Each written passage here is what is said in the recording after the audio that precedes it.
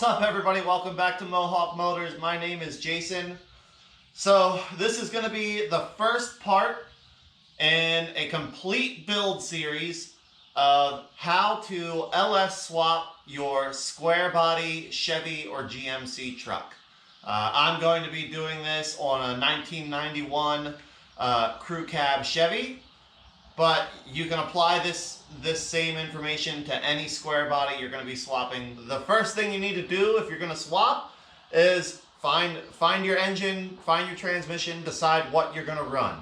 I did a video a little while ago on how to find a donor, what to look for in a donor. I'll put a link to that video right up here. But I've already got all my components. So I'm going to be putting in a 6-liter truck engine. It's a Gen 3 engine, a 4L80E transmission, a second generation 4L80E, and more or less I'm piecing all of this together from leftovers I have from vehicles I've parted out and other places. But I have all the parts, I have all the pieces. The first thing we need to do is get this engine taken apart, figure out what we need to do. With that being said, if I had a good running driving engine, I wouldn't even mess with it, except maybe to put a cam and some valve springs in it. If you're just trying to do a totally stock swap, don't even take the engine apart. Just get it out of the donor, get it into your swap project. You'll be able to skip ahead into the series. But if you have an engine, you're getting it from a junkyard, or you don't know if it runs or not, now is the time to take it apart and figure out exactly what you've got and if you need to do anything. And that's what I'm going to do with this engine today. Alright, I don't know if this engine has oil in it or not. Someone that purchased a 6-liter from me, they had this in their truck.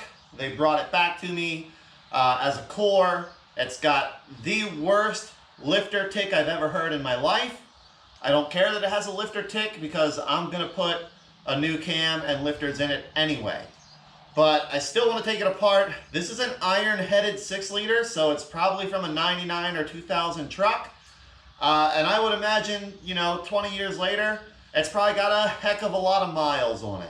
So I'm going to get the oil drained out of it, and then we're going to start taking it apart. Now the next thing I'm going to do is get all of my sensors removed. The cam position sensor, the crank position sensor, the oil pressure sensor, and the NOx sensors up here in the top. The cam and crank position sensors are just held in place with a 10mm bolt. You loosen the bolt and then you should be able to wiggle those sensors out. Okay, let's get these cam and crank position sensors out of here. Sometimes you might need a little something to help you pry that out.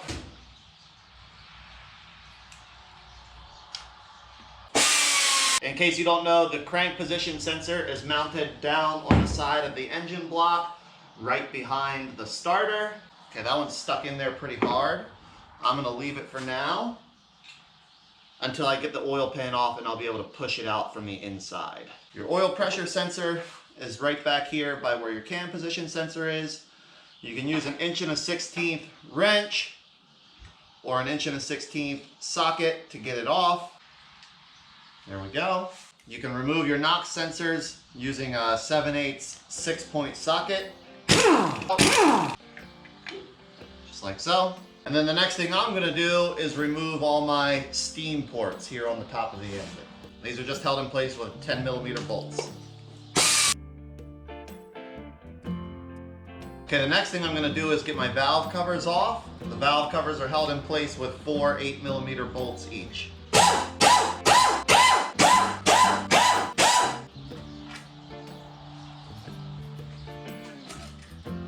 Once you have your valve covers off, you can remove your rocker arms. They're also held in place with 8mm bolts. You can lift your rocker arms out, all 8 together as a unit. Grab all your push rods out. Being as old as it is, this engine's not super sludgy inside, which is a good sign. So the next thing I'm going to do is pull the cylinder heads. There are 5 10mm bolts along the top and then 10 15mm bolts. I do the 5 10mm bolts first. Once you have the 10mm bolts out, then you can do your 15mm bolts. Like I said, I like to start from the center and work my way out. All right, here we go. Let's see what's under head number 1. Woo! So this has a composite material head gasket on it. Not my most favorite. I'm gonna be replacing these head gaskets with some LS7 style head gaskets. Let's get the other head off. Okay, let's lift this one off and see what's underneath of it. Pretty much the same as the other side. Let me grab a bar here and we'll roll the engine over. Yeah, that little bit of water that was in cylinder number 5 didn't hurt anything. Pistons look pretty good. Looks like just a set of stock 6-liter pistons. No excessive carbon buildup. I don't see any obvious damage to the tops of any of them. So let's keep going on this teardown. See what else we can find in here. All right, next thing we're gonna do is get my valley cover off. It's held in place with 10mm bolts. Okay, so your valley cover, down there where your knock sensors mount into the engine, where they screw in, there's rubber seals down there. Every one of these that I've taken apart, those seals are usually frozen to the iron of the engine block. So they almost always get ruined as you do this, and you're gonna have to pull / pry pretty hard to get this cover to actually come off. There we go. Now this valley gasket, it's a reusable gasket. So if yours is in good condition, you didn't damage it getting everything apart, save it. You can reuse it. These head gaskets out of the way, these are garbage. Now, if your engine has the multi-layer steel gaskets, when you take it apart, those can also be reused with a little bit of copper spray. The copper spray isn't even necessary. I just like it because it gives me a little bit more confidence that there aren't going to be any leaks. But those multi-layer steel gaskets are reusable also. The composite material gaskets like this, they're one and done. This is garbage. Now I'm going to pull the retainer bolts for my lifter trays and see if these lifters come out with the trays. Now these lifters, like I said before, are not going back into this engine, so I'm not terribly worried about keeping them where they came from or anything like that. The lifter trays, however, are good. I will be putting these back in the engine when the time comes. Now if you get an engine and it's got noisy lifters in it, it's got valve train noise, not a big deal. A new set of lifters is not very expensive.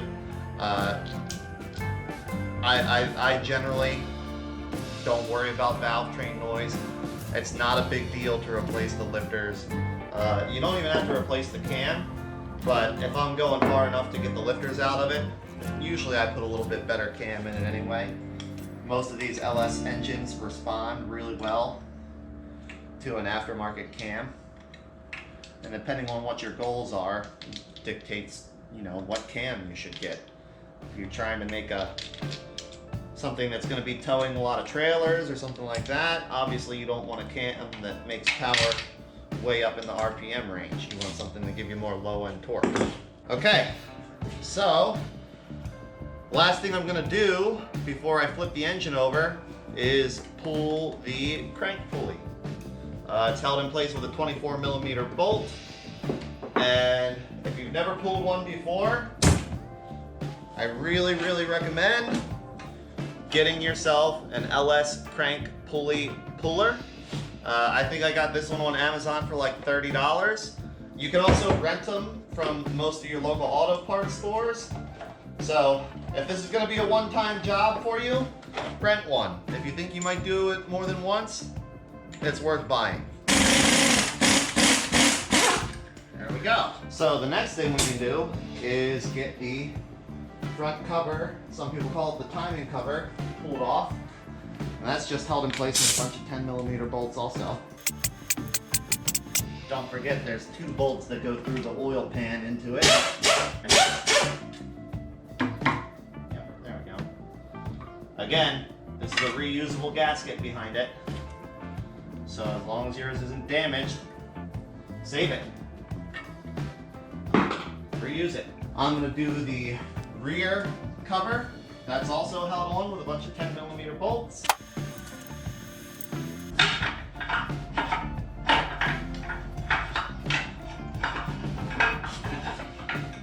There we go. Okay, everybody, it's the next day. I have about an hour to work on this thing. I want to try to finish getting it torn down today so I can start ordering whatever parts I'm going to need. Like I said, I know I'm going to be putting a cam in it. I know I'm going to need a set of head gaskets. I know I'm going to need a set of lifters. But I need to see what else, if anything, I'm going to need, if I need any bearings or anything like that. So next thing I'm going to do is get the cam gear pulled off. It's just 3 10mm bolts. Then I'm going to remove the cam retainer plate, which is 4 10mm bolts. And then I'll be able to slide the cam out.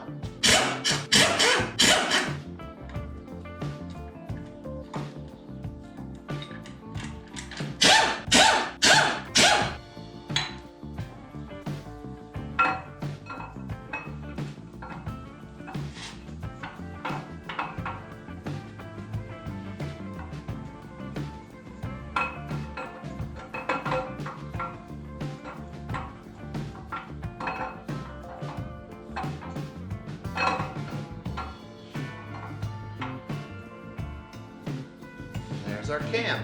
No obvious damage, nothing really destroyed or anything like that, but you can tell those rollers have rolled around those lobes a lot of times. Now the thing that you're not supposed to do, but I'm gonna do, is take a peek at my cam bearings. Definitely gonna be putting cam bearings. So first bearing is down to copper, second bearing is down to copper, fourth and fifth are also down to copper. So yeah, we absolutely are gonna be putting cam bearings in.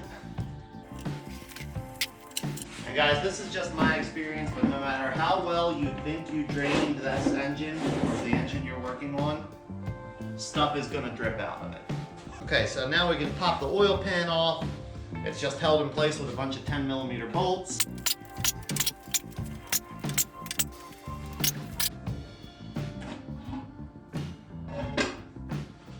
This oil pan, we'll be able to reuse this pan.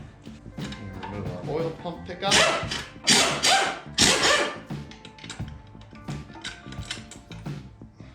Out of the way. And then that pin again, we can remove the last 2 bolts and get the oil pump off.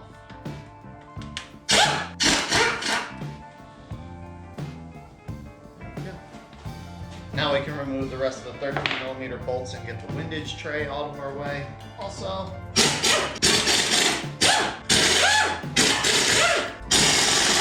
not sure how well it shows up in the video, but this block is pretty crusty. Not the worst I've seen, but it could stand to be probably wire wheeled off.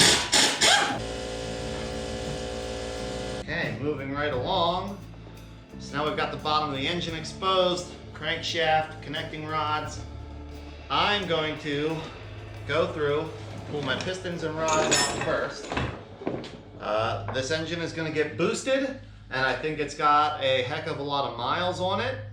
So I definitely want to check the rod and main bearings, and I also want to check the piston rings. And just from looking at the cylinders from the top of the engine, I want to hone the cylinders while I have it apart anyway. So let's just get started. We'll just start pulling pistons. I'm going to start with number 1. I have my number sets here. So I'm going to pull piston number 1, mark it, and then just make my way through all 8 pistons that way. If this is your first time doing this, just try to make sure that your piston doesn't fall out and hit the floor. It's no bueno when that happens. It can pinch the ring lands, cause you all kinds of problems. The lower rod bearing looks nice. That one really doesn't get much stress or pressure on it. let's see how the upper rod bearing looks.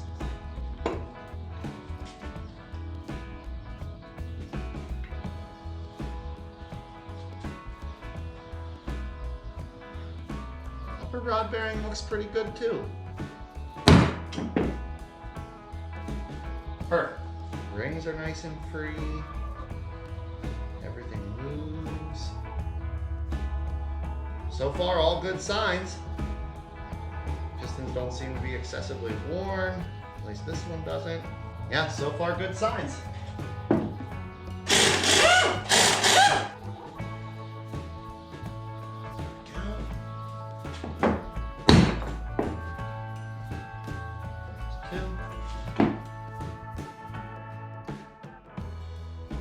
Okay, we've got all our connecting rods and pistons out. Honestly, I mean, the rod bearings all look really good.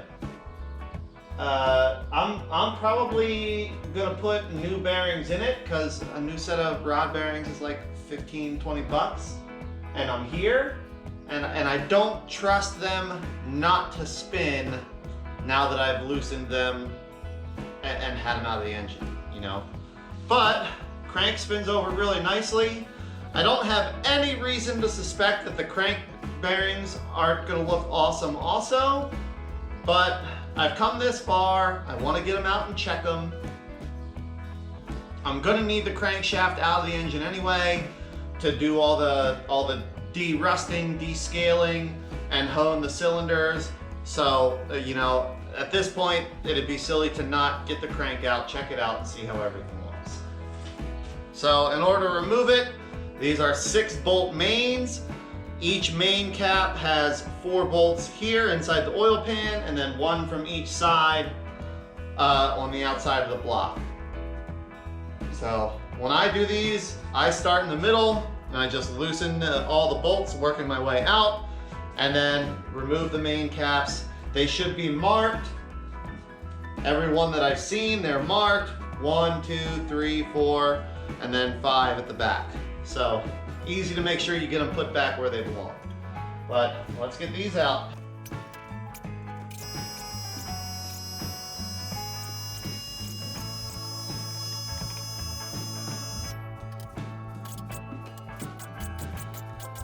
Now on mine, there was a ton of oil around the through block bolts on the outside, so I suspect they were leaking.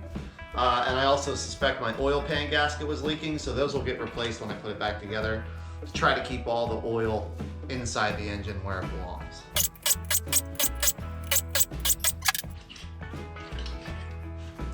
Now these bolts, they're all the same. They're not hole specific, so you don't have to keep track of where they came out.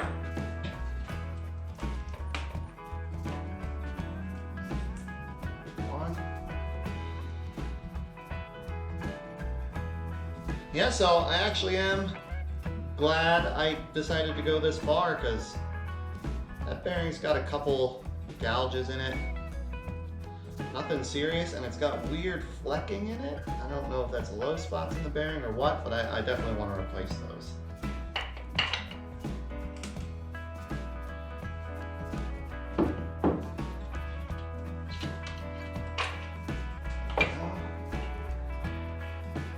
Rust bearing looks good, but same thing, that oof. Oof. Hear that? That bearing really has some gouges in it. That one definitely needs to go. Fortunately, the crank looks okay. Yeah, I can't catch my fingernail on anything on the crank.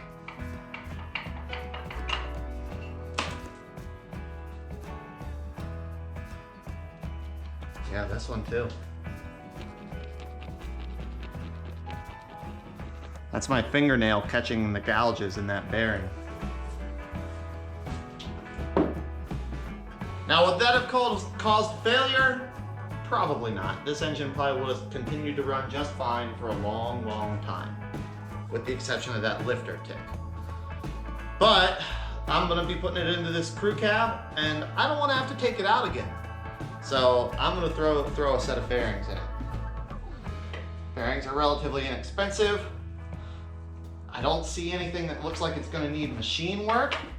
So I can get a set of stock, normal size bearings. Yeah, see this one also. So those back three main bearings definitely have a little gouging in them. So now I've got my main caps off. Next thing I'm going to do before I pop the crank out is push my crank position sensor out. Remember, it was kind of stuck. So I'm just going to use my screwdriver here, push against the counterweight, not the tone ring.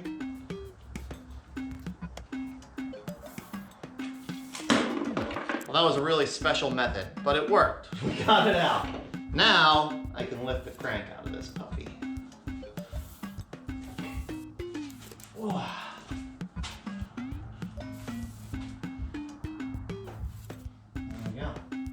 Bearing surfaces on this crankshaft all look really nice. Really nice. Heck yeah, that old girl looks good.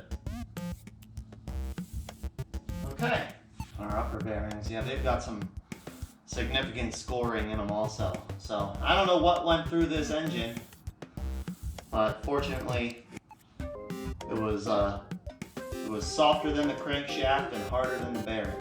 So technically everything did what it was supposed to do.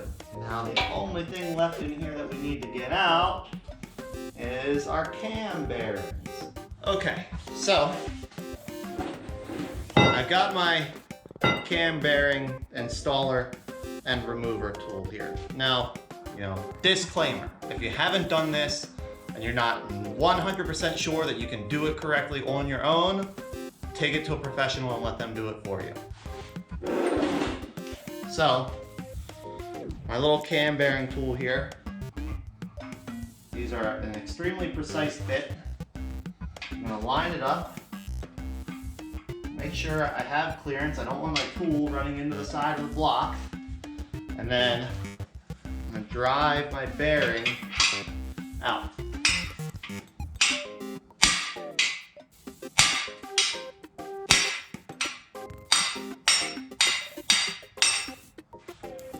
There we go.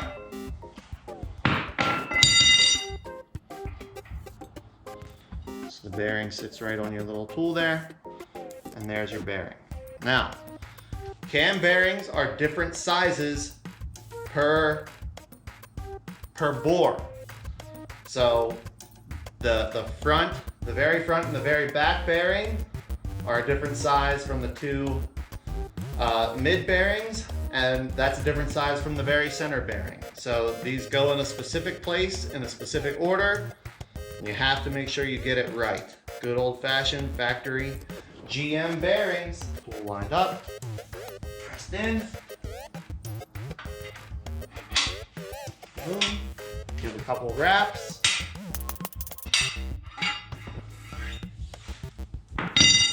When you buy your bearings, you should find that they'll be numbered. That one had number 2, this one has number 1. Now depending on whose set you get, then this next one should be number 3. Then I should have either another number 2 or a number 4, and then either another number 1 or a number 5. Different manufacturers number them differently.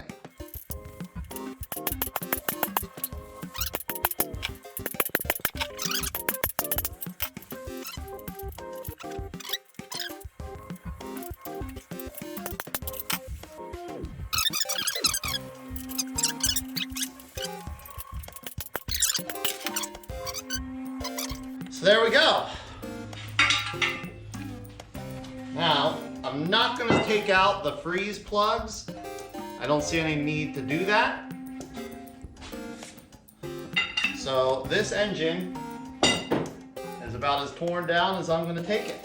So next video, we'll get started on prepping this thing and doing everything that we need to do to it. I hope you found this informational. I hope this helps if you need or decide to tear down your engine. And I really appreciate you watching. Thanks so much to everybody that has already subscribed, and if you haven't, I'd love it if you did. It helps me out for sure, and we'll see you in the next video. Take care.